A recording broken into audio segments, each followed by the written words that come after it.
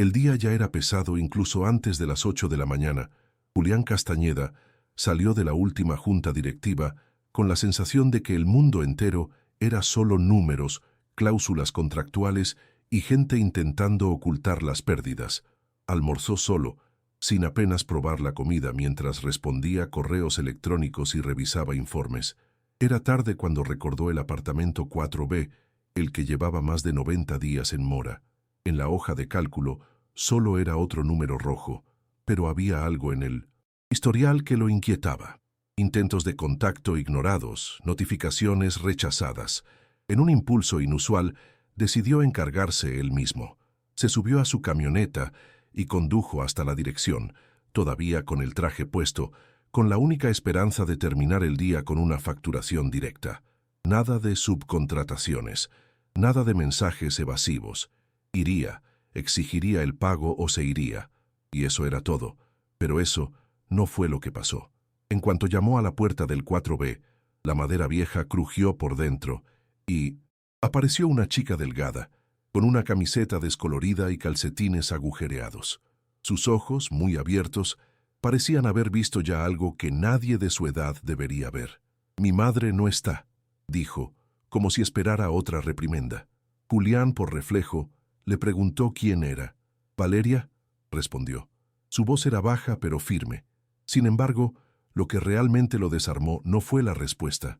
Fueron las manos de la chica, dedos delgados y rojos, con pequeños cortes, como de alguien que se pasa el día con agujas. Detrás de ella, sobre la mesa, había unos trozos de tela arrugada y tiras de elástico. «Estoy cosiendo para pagar las cuentas», dijo, como si fuera natural. Y fue entonces cuando Julián sintió que algo se rompía. No supo decir qué, pero se rompió. No hizo más preguntas. Se quedó allí, de pie en la puerta, con el recibo aún en la mano, mirando a esa chica que ni siquiera alcanzaba la estufa, pero que hablaba con la madurez de quien había desistido de pedir ayuda. Julián había visto mucho en su vida. Había cerrado fábricas, despedido a cientos de personas con un solo correo electrónico, ignorado protestas y anulado decisiones humanas en nombre de la estabilidad de la empresa. Pero nunca, en ninguna junta directiva, nadie lo había silenciado como ese niño de 7 años. «Mi madre está enferma, está en el hospital. Yo me quedo aquí, pero puedo con ello». Esas fueron sus palabras, sin dramatismo, sin súplicas de compasión, simplemente un hecho. Y Julián, acostumbrado a negociar con accionistas, no pudo abrir la boca para discutir ni un centavo. Le dio las gracias, tragó saliva con dificultad, se dio la vuelta y bajó lentamente las escaleras. Ni siquiera estaba seguro de por qué le había dado las gracias. Se subió a su camioneta y se quedó un rato con las manos en el volante, inmóvil, con el motor apagado. El recibo cayó en el asiento del copiloto. Esa escena, esa chica cosiendo sola con los dedos lastimados, despertó algo en él, un recuerdo viejo e incómodo que llevaba años reprimiendo. El olor a humedad del pasillo, la luz tenue del edificio, el sonido del televisor que salía de otras puertas entreabiertas. Todo le recordaba dónde había empezado, antes de convertirse en el señor Castañeda, dueño de edificios, terrenos, gente. Esa noche, por primera vez en mucho tiempo, no quiso volver directamente a su ático de 400 metros cuadrados. Paró en el mercado, compró arroz, pasta, huevos, leche, fruta y algunos bocadillos, y regresó.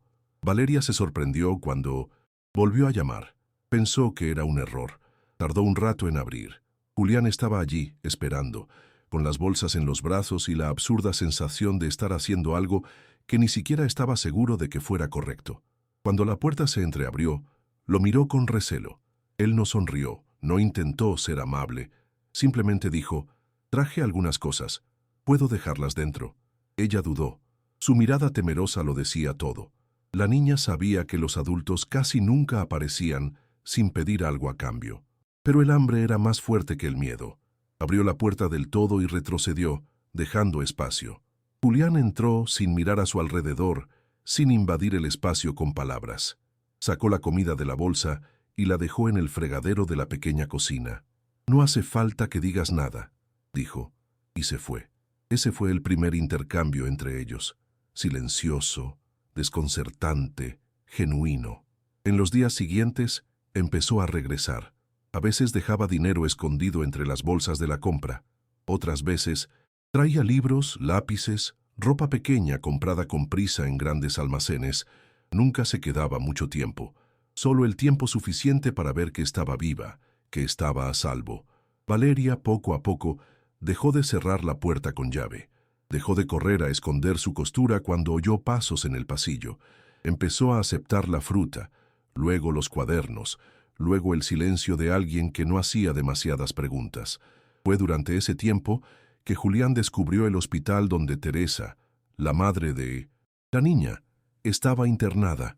Un hospital público abarrotado, con pasillos que olían a orina y medicamentos caducados. Llegó sin avisar, solo con el nombre de la paciente garabateado en un papel. Vio a Teresa durmiendo, pálida, con un catéter improvisado sujeto con cinta adhesiva. En ese momento comprendió. Esto no era caridad, era una deuda con quien había sido. Con el niño que una vez tuvo que valerse por sí mismo mientras su madre limpiaba baños en 3 casas al día. Con el hombre que había aprendido a ser fuerte para no volver a pasar hambre, pero que en el camino terminó olvidando de dónde venía. Sentado junto a la cama de Teresa, Julián estudió sus rasgos, la delgadez extrema, los ojos hundidos, la respiración agitada. Era imposible no imaginar el miedo que esa mujer debió sentir al dejar a su hija de 7 años sola en el mundo, aunque fuera temporalmente. No sabía nada de leucemia, ni de tratamiento, ni de los procedimientos del Sistema Único de Salud, SUS. Pero una cosa sí sabía. Si esa mujer moría, la niña no tendría a dónde ir. Y en ese momento, Julián ya no podía fingir que ese no era su problema. Fue después de esa visita que todo empezó a ir mal en el otro lado de su vida. El mundo de los contratos, las reuniones y las metas. Julián empezó a faltar a citas, ignoraba correos electrónicos, transfería fondos que no figuraban en las cuentas oficiales de la empresa, compró una cama de hospital y la envió a nombre de la fundación benéfica que ya no recordaba tener. Contrató a una enfermera privada y empezó a supervisar cada informe médico con más atención que cualquier informe trimestral. La primera en darse cuenta fue Gabriela, su administradora. Meticulosa, fría, siempre pendiente de cada centavo que salía inesperadamente. Ella empezó a cuestionar sus movimientos. Él evitaba el tema, hasta el día en que descubrió la dirección de la transferencia, 4B, y entonces ya no hubo vuelta atrás. Gabriela no vio ni una pizca de humanidad allí, vio debilidad. Y donde hay debilidad, hay oportunidad. Para ella, esta era una oportunidad de oro para finalmente acabar con el empresario envejecido que empezaba a salirse del guión. La orden de desalojo llegó un viernes por la tarde, certificada ante notario, sellada en el sobre y con un aviso impersonal pegado en la puerta.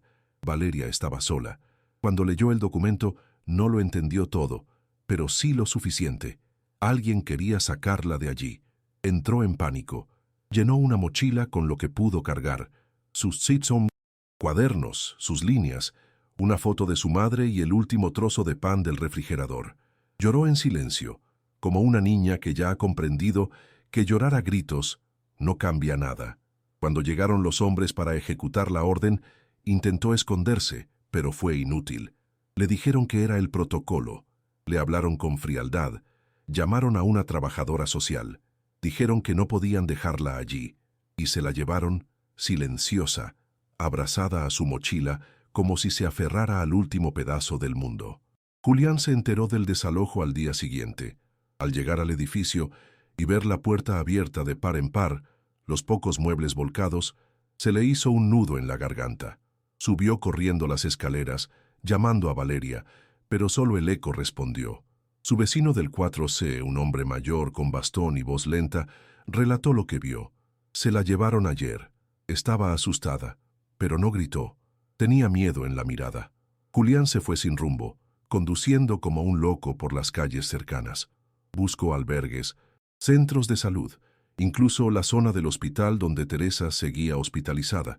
Tardó horas, pero la encontró.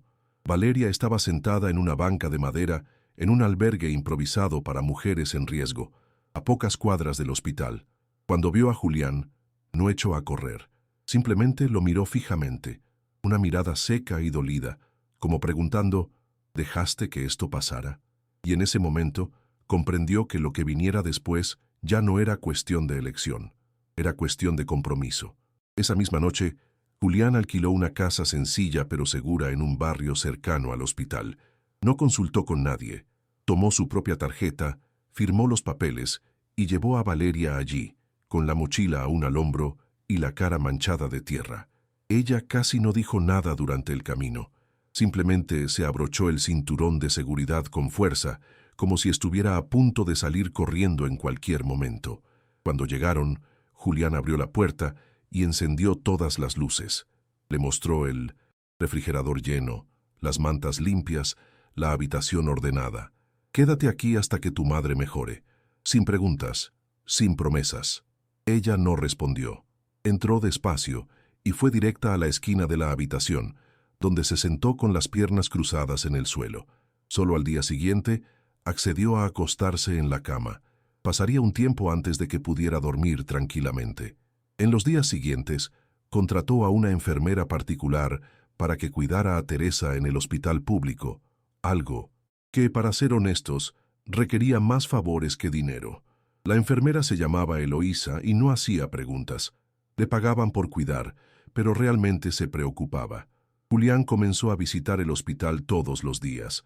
Se sentaba a su lado, incluso cuando Teresa dormía. Hablaba con los médicos, sugería pruebas, llamaba a clínicas privadas y conseguía presupuestos para tratamientos experimentales. Tenía prisa, porque por primera vez en su vida supo que si perdía a esa mujer, también perdería a la niña. Y por mucho que intentara concentrarse, lo que lo atormentaba era el rostro de Valeria esa noche del desalojo, la forma en que lo miraba, no como un niño esperando ser salvado, sino como alguien traicionado. Eso dolió más que cualquier golpe corporativo que hubiera sufrido. Gabriela no perdió tiempo. En cuanto comprendió que Julián no iba a ceder, empezó a actuar como quien ejecuta un plan largamente esperado.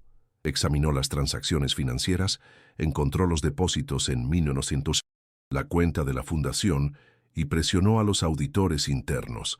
En menos de una semana tenía un expediente completo: malversación de fondos, falta de rendición de cuentas, malversación de donaciones corporativas. Todo estaba cuidadosamente seleccionado.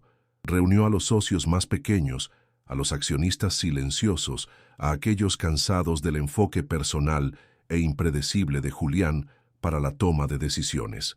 La narrativa era simple, era frágil, emocional, inestable, y esto podía costar millones. A nadie le importaba Valeria, ni Teresa. Nadie preguntó. Para ellos, lo que importaba era el riesgo, y Gabriela era eficiente transformando la humanidad en debilidad. Julián fue convocado a una reunión extraordinaria. El día anterior, seguía en el hospital, acompañando a Teresa durante una exploración delicada. Valeria dormía en un sillón cercano, con los pies envueltos en una sudadera que él mismo había comprado. Recibió la notificación en su móvil. La miró, respiró hondo y no dijo nada. Ya sabía lo que se avecinaba. Olfateaba el ataque. Pero por primera vez no intentó defenderse con antelación. No llamó a abogados. No recogió documentos. No ensayó sus diálogos. Estaba cansado. No por debilidad, sino porque comprendía que quizás perder lo que había construido era el precio justo por haber perdido a la gente durante tanto tiempo. Iría, por supuesto. Afrontaría lo que fuera. Pero primero pasó por la panadería y compró el pastel de zanahoria con glaseado que, según Valeria, le recordaba al que hacía su madre cuando aún tenía fuerzas. Ese día priorizó una sonrisa suya. Lo demás esperaría. En la sala de reuniones el ambiente era gélido, lleno de ojos que medían cada palabra, cada gesto de Julián. Gabriela se propuso abrir la sesión con cifras, gráficos y acusaciones sutiles pero agudas. Habló de la importancia de la transparencia, la seriedad de los negocios, la necesidad de proteger la empresa. Julián escuchó en silencio, con la mano discretamente apoyada en el brazo de su silla. Sabía que no estaban allí para discutir, sino para condenar. Cuando finalmente tomó la palabra, no se defendió con argumentos legales ni financieros. Habló de lo que vio, de lo que sintió en esa niña, en la madre enferma, en el hospital público. Habló del vacío que sintió al ver a una niña sola en el mundo. Habló de la deuda que tenía con la vida. Y por un instante, la sala quedó en silencio. Pero eso no cambió nada. El juicio estaba dictado. Poco después de la reunión, llegaron los primeros documentos. Una convocatoria a Asamblea General, avisos de permisos temporales e incluso una investigación interna. Julián se sentía rodeado, pero no quería rendirse. Ese era el momento en que necesitaba ser más fuerte, no para salvarse, sino para proteger a quienes ahora dependían de él. Regresó a la casa que había alquilado para Valeria y la encontró sentada en el porche, mirando el cielo que se oscurecía. Se sentó a su lado, le echó la manta que se estaba envolviendo sobre los hombros y le dijo que, pasara lo que pasara, no estaría sola. Valeria, por primera vez, sonrió de verdad. No era la sonrisa de una niña feliz, sino la de alguien que por fin sentía que alguien se quedaría. Julián comprendió que ese día no sería el final, sino el comienzo de una lucha que nunca imaginó. Los días siguientes fueron una mezcla de agotamiento y pequeñas victorias. Julián empezó a dividir su tiempo entre tensas reuniones de oficina y constantes visitas al hospital. Teresa, a pesar de su grave estado, mostraba leves signos de mejoría. La enfermera Eloísa era una presencia constante y firme, asegurándose de que nada importante se pasara por alto. Valeria empezó a asistir a la escuela más cercana, aún tímida, pero intentando adaptarse. El empresario descubrió la carga de gestionar la vida de alguien que depende exclusivamente de él, y el sistema, con todas sus fallas, no le servía de nada.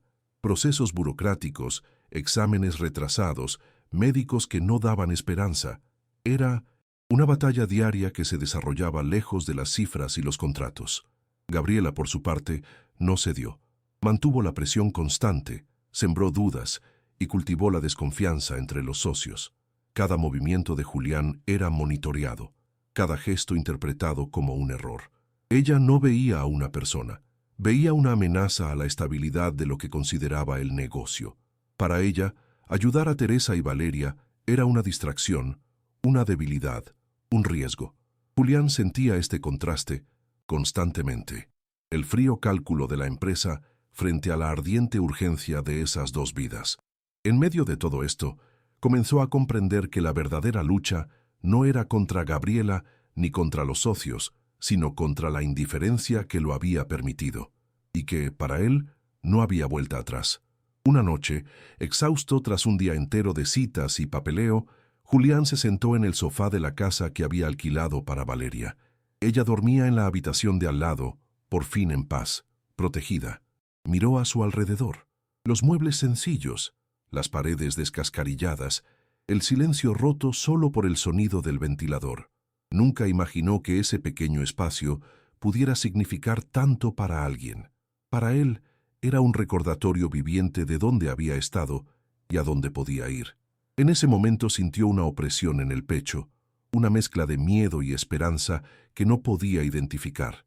Sabía que la batalla no terminaría pronto, pero no quería ceder.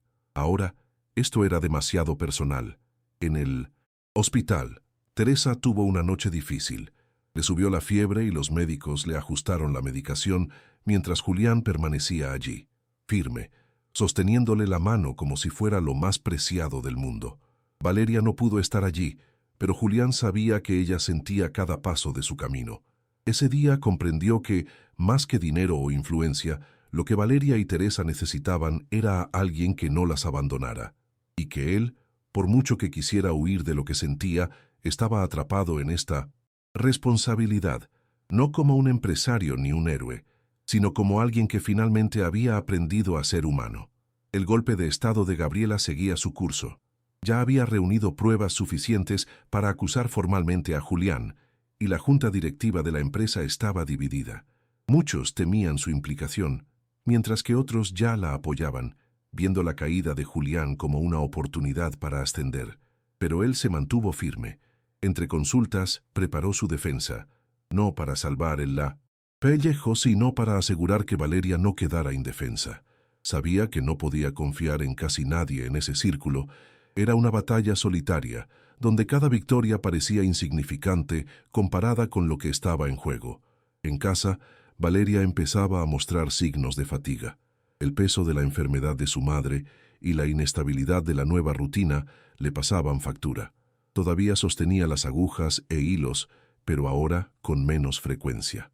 Julián se dio cuenta de que necesitaba más que solo apoyo económico.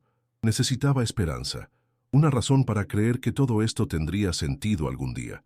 Fue entonces cuando empezó a hablar con ella, no como un hombre de negocios, sino como alguien dispuesto a escucharla y a llevar la carga con ella. Entre conversaciones tímidas y miradas cansadas, empezó a florecer una verdadera conexión, algo que ningún contrato podía garantizar. Julián empezó a pensar en soluciones que trascendían lo inmediato. No solo quería ocultar a Valeria del mundo, quería construirle un futuro. Buscó escuelas, proyectos sociales e incluso grupos de apoyo para niños vulnerables. Habló con médicos sobre tratamientos alternativos para Teresa, recopilando información que pudiera acelerar el proceso. A cada paso, la distancia entre el empresario que era y el hombre en el que se estaba convirtiendo parecía crecer. Era difícil aceptar que el control que siempre había tenido sobre su vida y su negocio ya no se aplicaba aquí, en un terreno tan frágil e impredecible. Mientras tanto, Gabriela intensificó la presión. El ambiente en la empresa se volvió tenso, casi insoportable. Empezaron a circular rumores, no solo sobre Julián, sino también sobre su familia. El desorden causado por su falta de profesionalismo.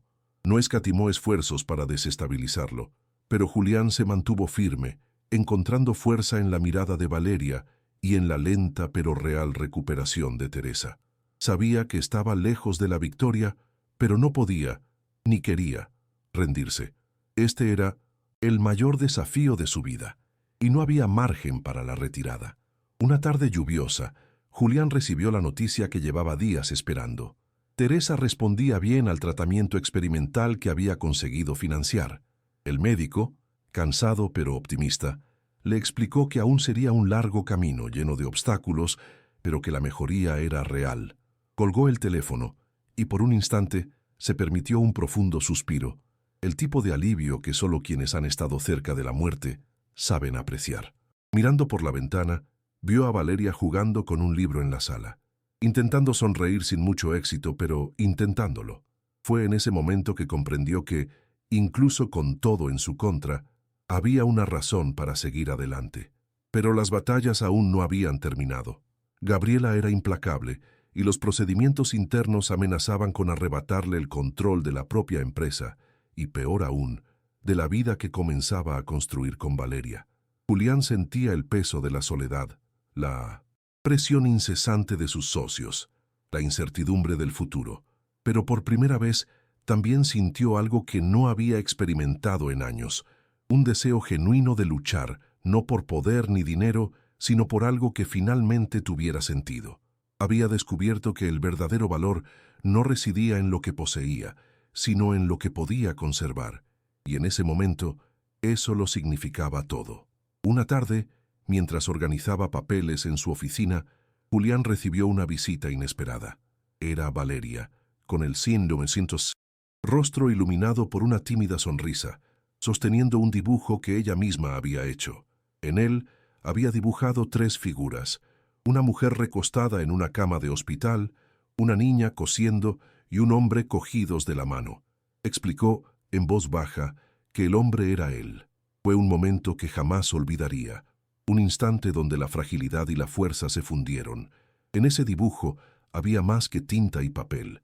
Era la prueba viviente de que él se había convertido en parte de todo, no solo como empresario, sino como familia. La batalla aún no había terminado, pero ese día Julián comprendió que lo que realmente importaba no era lo que el mundo esperaba de él, ni la fortuna que había amasado. Era el compromiso silencioso de estar presente, incluso cuando todo parecía desmoronarse.